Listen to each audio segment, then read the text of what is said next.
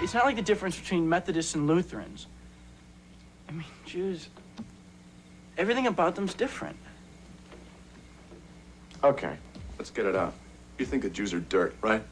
Come on, David. No, you come on, if there's nothing like them, and you admit it to my face! Brendan Fraser plays a working-class Jewish student who encounters anti-Semitism at a waspy Ivy League prep school in School Ties. It's one of 5 new fall movies, including Whoopi Goldberg's latest and a revised director's cut of Blade Runner that we'll be reviewing this week on Siskel and Ebert.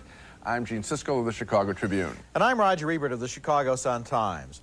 Our first movie is named School Ties, and it takes place in the middle 1950s at an exclusive Eastern boys' prep school. And to this school comes a senior who is an outsider, a working-class Jewish boy from Scranton, Pennsylvania, who has been given a scholarship because he's a great quarterback.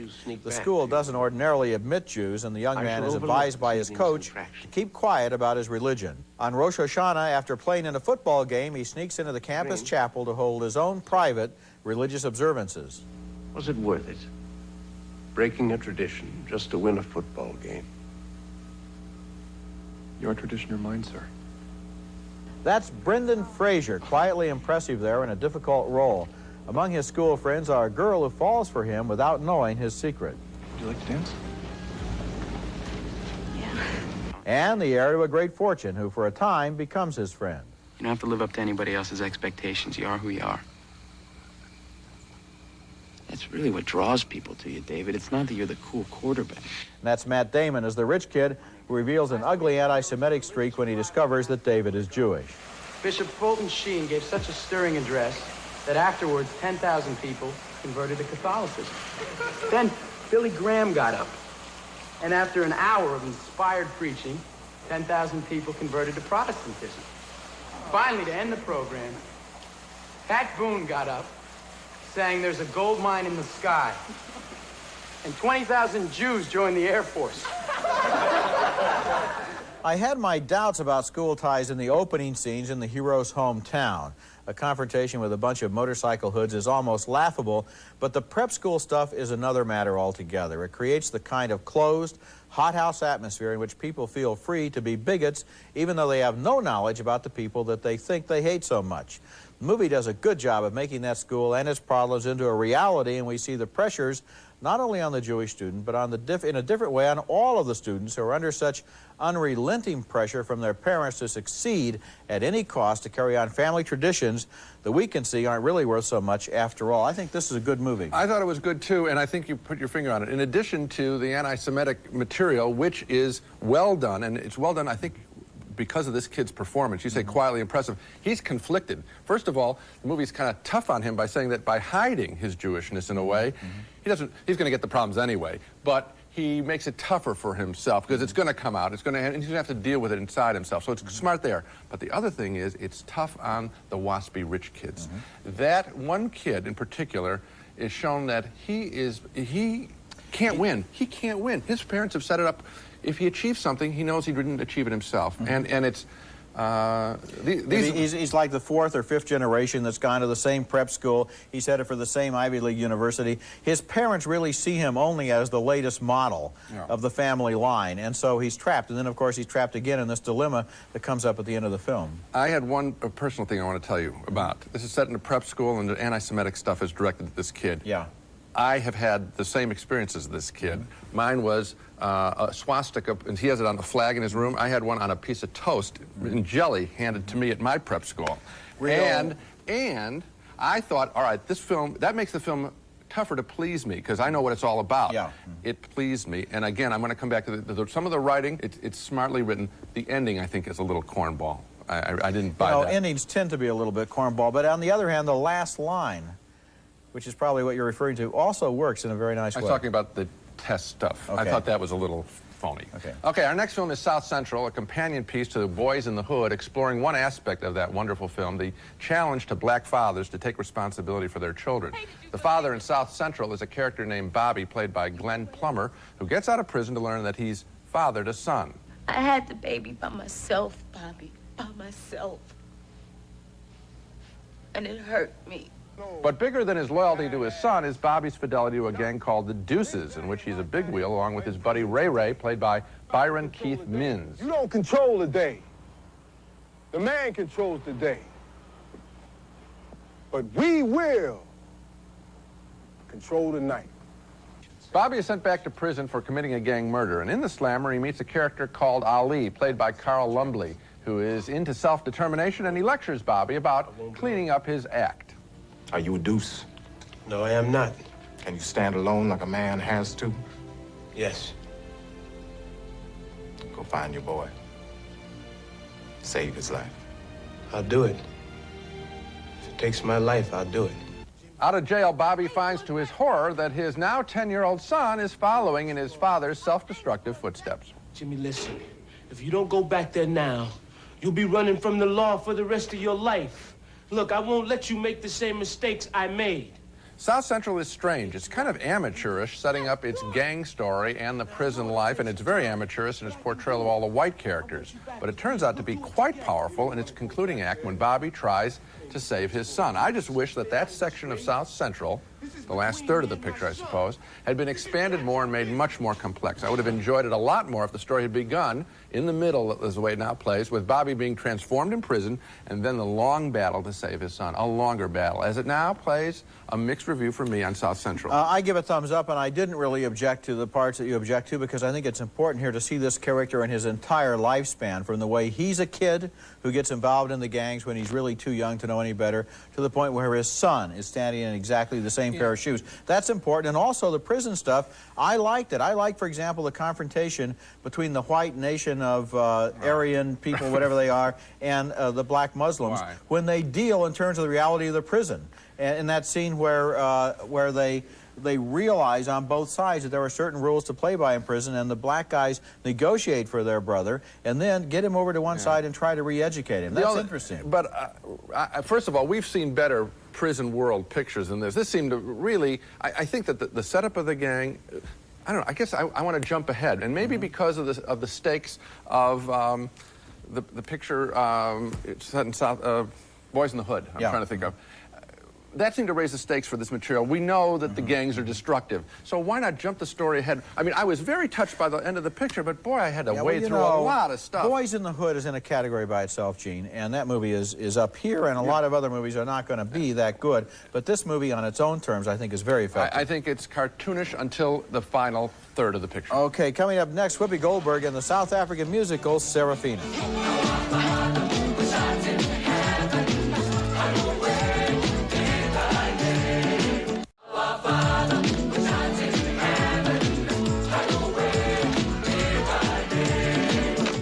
That's one of the joyous musical moments from Sarafina, the film version of the South African musical, which came out of Johannesburg and has been a hit on stages all over the world. And that was Whoopi Goldberg there as a trusted teacher of black students in a South Africa where apartheid was still the law of the land. The title role in the movie is played by a newcomer named Laletti Kumalo, who is wonderful in this film. She'd never acted on film before, but has a natural presence, as you can see here.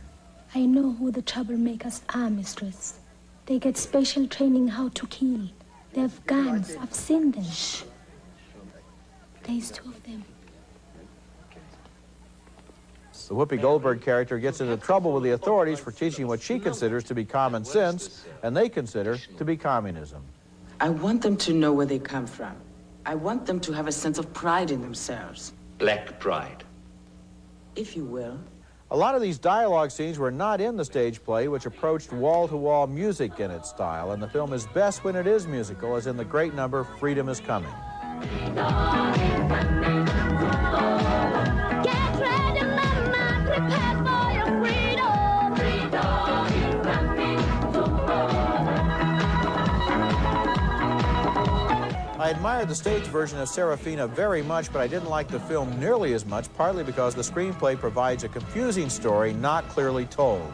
There was a moment in the movie when a black policeman is burned alive by a group of young people, including Sarafina, and although the movie makes it clear that this was not a good man, it does not justify or even really deal with this action. The situation in South Africa is very complex, and this movie could have helped us understand it better, but there are times when the movie itself doesn't seem to know what it thinks. Well, I agree with you. I didn't enjoy it. We saw a documentary on the play called Voices of Sarafina, which I assume is available on tape, and that's, I think, the one that you want to see, because the film works when you see these young people tell their own story in a contained way on stage as a unit.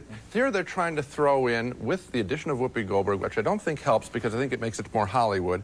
In addition, all the dialogue, they're not smart enough or complex enough as a situation. So what happened to me is I'm watching this thing, I'm thinking, this is playing out on the streets of South Africa, and I'm thinking about these actors playing it, what's it like? The movie, in other words, had completely broken down for me as a film, and I was just watching this as what a you production. have here in this central performance, and by the way, Loleti Kamalo is tremendous on screen. She'll be used in Hollywood. You have a character that the people who made this movie never made their mind up about in terms of where she starts and where she ends up, and so she's constantly doing kind of ideological loop-the-loops and emotional about-faces throughout the movie. There's no clear line to tell us that we should care about what happens to her and why it's important. Coming up next, the latest film from the director of Say Anything. It's called Singles, and it's about the many games single people play. Are my breasts too small for you? Sometimes.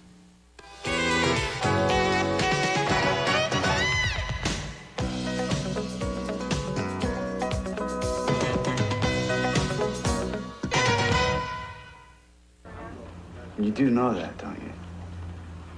You know what I want? You don't fool me. Jan, I cannot be fooling you less. That's Matt Dillon and Bridget Fonda playing the dating game in Singles, the new film from writer-director Cameron Crowe, who made such a big splash 3 years ago with his debut film, Say Anything. That film was wise about teenagers. His new film is kind of dumb and predictable about characters in their 20s. The form of Singles is a series of vignettes, including Bridget Fonda from Single White Female as a good girl who is drawn to a funky rock singer played by Matt Dillon. I know what you're thinking. We made the connection, and when you make the connection, it's like chemistry takes care of itself. I mean, it makes its own decisions, you know? So you gotta just sit back and enjoy it, because you know when it's real, and this is real, and we just don't even have to discuss it. Janet, you're spazzing off on me. Later, the film comes back to their story for a pointless blackout sketch involving a telephone call. I've got no underwear on. I need to be touched. I'm burning for you, Cliff. I think you got the wrong number, lady, but I'll be right over. Now, that's a dumb joke, a waste of time. Another waste of time is a couple played by Campbell Scott and Kira Sedgwick here on a first date. Our project spent last year studying the Alaskan exxon spill. Right. And now with all the exxon kickbacks, and I think it'll work out.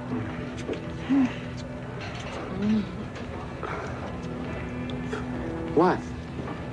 There's just no privacy anymore. Again, a dumb gag when we want some substance between them. All told, Singles tracks 3 couples, and the form of the film exaggerates the weakness of the basic material. We don't spend enough quality time with any of the couples to care about them before we're switched over to another couple for a few minutes.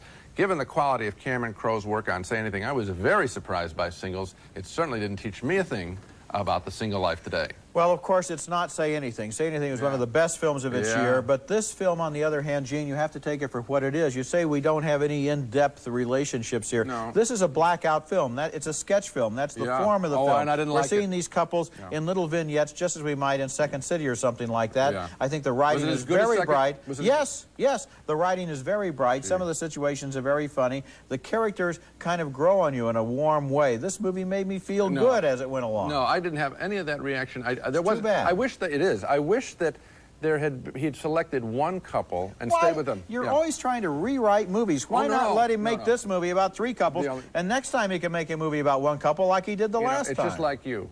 I probably want to rewrite the movies that I don't like, and I'm perfectly happy with the ones I do. Well, I think he made this movie the way he wanted to, and I'm glad he did because I enjoyed it. I didn't. When we come back, Blade Runner has been re-edited by its director, and we'll review the new version.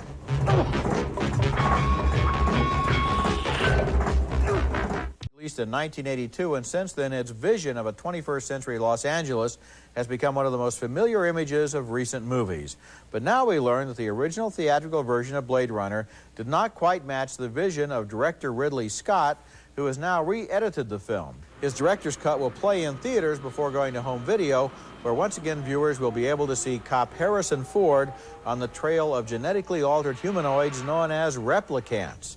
Here he visits the headquarters of an evil mega corporation, where he's greeted by Sean Young. Do you like our owl? It's artificial? Of course it is. Must be expensive. Very. I'm Rachel. Deckard.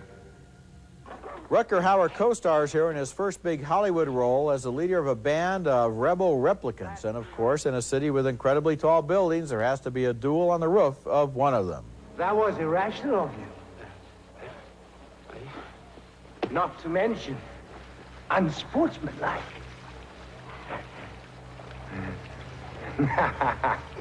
Where are you going? So, okay, what's new in this version of Blade Runner? Well, it's more a case of what Scott left out than what he put in. The earlier version had a spoken narration by Harrison Ford, which was included because the studio was afraid the public wouldn't understand the movie. That narration is gone, and the movie now ends on a more existential note with dialogue of sad irony rather than with a more conventional action climax. But this version has the same basic strengths and weaknesses of the 1982 release. It's an amazingly strong film on the visual level, but I wish they'd done more with the strange predicaments of the replicants, who are human in every sense except one, which is that somebody else says they're not. Yeah, I thought he had improved it with this version, Yeah. and I think taking out the narration helps. I think shortening the film, because I think it plays out at a very leisurely pace, we'll put it that way, charitably. I had an interesting reaction to it, which is why I enjoyed it, which was seeing these actors years later now and looking back at them and looking and studying their faces and the aging process. Sean Young was fascinating to see. Yes, I think you know, we've talked about this. She's a very interesting She's a actress, very yes, good yes, actress, yes. and you can see it here with not a lot of dialogue, and she's done very, very well. Seeing Rutger Hauer younger than Harrison Ford, who has this fabulous ability to, with no dialogue, to make you care that what he's thinking about. It's a nice document, and also one more thing. I know Blade Runner's been real big in video stores. We saw it in a movie theater now, and that's the way to see pictures. I mean, it wasn't Yeah, but a of course, pleasure. I saw the original version not long ago on Laserdisc, and there are, you know, I question you. I don't know how long it's been since you've seen it, It's been a but while. the narration doesn't hurt the film at all. In fact, Harrison Ford has such an interesting voice that it helps, I think, to establish some tone and atmosphere. It doesn't hurt a bit. I think that basically it's a wash. It's just another version of more or less the same material, and you can look at it again and see if you like it better or not. Coming up next, a fine film from one of America's greatest independent directors. It's finally out on video. It's our video pick of the week. Pick of the week, brought to you this week by Orville Redenbacher Popcorn. Do one thing and do it better than anyone.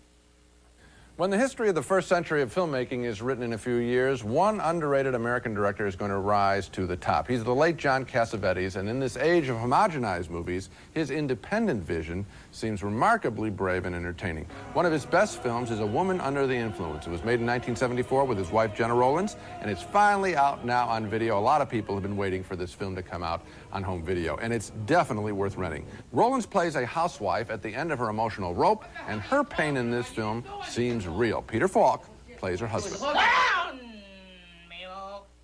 Sit down. Billy was looking at you this way. He don't know you don't do any harm. It's the way the guy looked at you. He's the guy. He's looking at you like this. He don't know what to do. A Cassavetes trademark is scenes that run on too long, just like life sometimes. Cassavetes never underestimated his audience or frankly thought that much about them. He was more interested in working out his character's devils in his own special rhythm. His legacy, he made films like no one else with his own gang of talented regulars, Jenna Rollins, Ben Gazzara, Peter Falk, and of course himself. And I recommend A Woman Under the Influence as a great way to get to know John Cassavetes, the director, a remarkable talent. Now let's recap the movies we reviewed on this show. 2 thumbs up on School Ties, the anti-Semitism in a prep school movie. Roger and I liked the drama, and especially the lead performance by Brendan Fraser. A split vote on South Central, the anti-gang drama. I like the father-son drama, but not the long setup. Roger felt the whole story worked. 2 thumbs down for Sarafina with Whoopi Goldberg. We thought the music worked, but the politics were murky. A split vote on Singles, about the dating game. Roger enjoyed it as a lighthearted, witty series of sketches. I found it disjointed and surprisingly empty-headed. Finally, we both recommend the reissue of Blade Runner, but more for its visual flair than for its slow-moving story. So the picture that we like the most is School Ties, a wonderful performance by Brendan Fraser. And one of the amazing things about Brendan Fraser is it goes to show you can never tell from one picture if a guy can act or not, because his last role was the title role in Encino Man. That's it for this week. Next week we'll be back with Mr. Saturday Night, starring Billy Crystal as a comedian who never quite hits the big time, and The Last of the Mohicans, starring Daniel Day-Lewis and Madeline Stowe in a frontier adventure story. That's next week, and until then, the balcony is closed. Kraft Touch of Butter Spread. It's made with rich, creamy butter. A touch of real butter makes a real difference. What makes Finlandia America's #1 imported Swiss? Purer water, crisper air, fresher milk, producing cheese aged over 100 days. X-Lax offers a gentle alternative. Extra gentle pills for regular people who sometimes aren't. Use only as directed. Pledge Household Cleaner. Deep cleans the wood surfaces of your home without rinsing or wiping to bring out the natural beauty of your wood. From Pledge, the wood care experts.